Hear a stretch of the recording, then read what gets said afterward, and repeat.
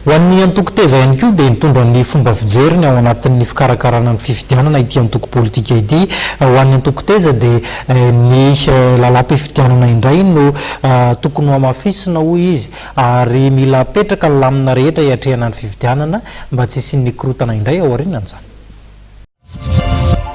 Mitaky ny tokony ametrana lalam-pifidianana ikeny rehetra ny antoko-teza nambaran'ny filohan'ity antoko ity Rakotombo Jean-Louis fa ina ny isian'ny krizy raha toka mbola ny fanaony mpitondra teo aloha mametraka lalam-pifidianana zao ny tombony no ataon'ny gouvernement amin'izao fotoana izao. Iadikevitry ny rehetrarehetra roa ireo acteur rehetrarehetra masaka tsara zay voalefa amin'ny procédure légale.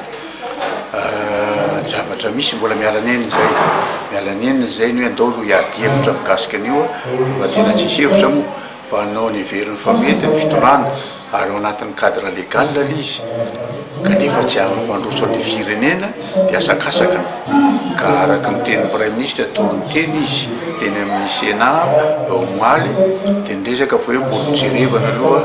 iarahana mijery aloha mikasika ny code électoral engany ka mbo tanteraka izay dia tena apetraka tokoa le ady hevitra tsy hosorona